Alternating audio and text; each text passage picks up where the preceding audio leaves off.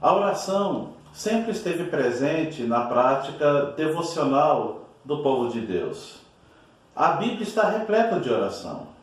Os patriarcas oraram. Moisés orou. Os profetas oraram. Os sacerdotes oraram. Os apóstolos foram homens de oração. O próprio Senhor Jesus orou. Ele priorizou a oração na sua agenda. Portanto, você pode perceber que a oração é um exercício espiritual de muito valor para o cristão.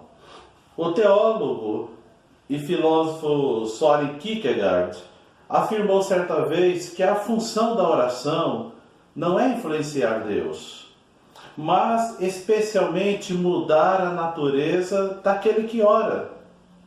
No Evangelho de Mateus, no capítulo 6, a partir do verso 9, Jesus ensinou sobre oração.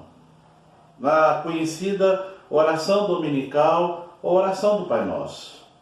E nessa oração, nós aprendemos a adorar, a interceder, a confessar os nossos pecados e a colocar as nossas necessidades diante de Deus. A oração dominical cita algumas necessidades. A necessidade de proteção. Observe o verso 13. E não nos deixes cair em tentação, mas livra-nos do mal. Aqui fala do maligno. Ele não é uma lenda, um mito.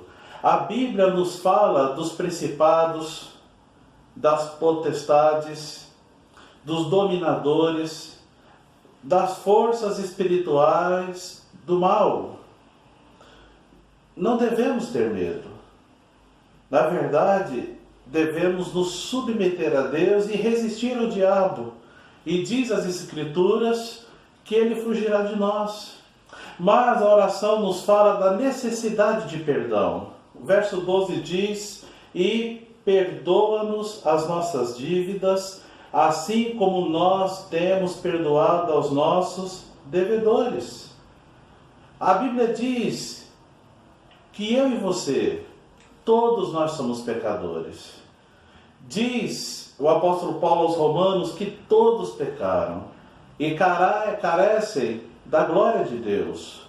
O livro de Provérbios diz que aquele que encobre as suas transgressões jamais prosperará, mas o que as confessa e deixa alcançará misericórdia. O rei Davi nos conta, no Salmos 32, que enquanto ele calou seus pecados, a mão de Deus pesava sobre ele. Mas quando ele confessou seus pecados, Deus o perdoou. O apóstolo João afirma que se nós confessarmos os nossos pecados, Deus é fiel e justo para nos perdoar os pecados e nos purificar de toda injustiça. Mas a oração também nos fala da necessidade de sustento. A ansiedade muitas vezes está ligada à nossa necessidade de sustento. No mesmo capítulo de Mateus 6, Jesus falou, tratando da ansiedade, a respeito do comer, beber e vestir. E ele disse que Deus sabe que necessitamos de todas essas coisas. E o Deus que alimenta os pardais, por certo, suprirá as nossas necessidades, pois é Ele quem abre as janelas dos céus e derrama bênçãos sem medida. É Ele que dá a semente a que semeia e pão para alimento. Confiemos em Deus, apresentemos a Deus as nossas necessidades. Eu gostaria de concluir perguntando como está a sua agenda de oração. Como está a sua vida devocional? Não permita que aquilo que é urgente tome lugar daquilo que é prioridade em sua vida. Não abandone o recanto da oração. Coloque-a em sua agenda como prioridade. E diariamente, Coloque diante de Deus as suas necessidades de proteção, de perdão e de sustento.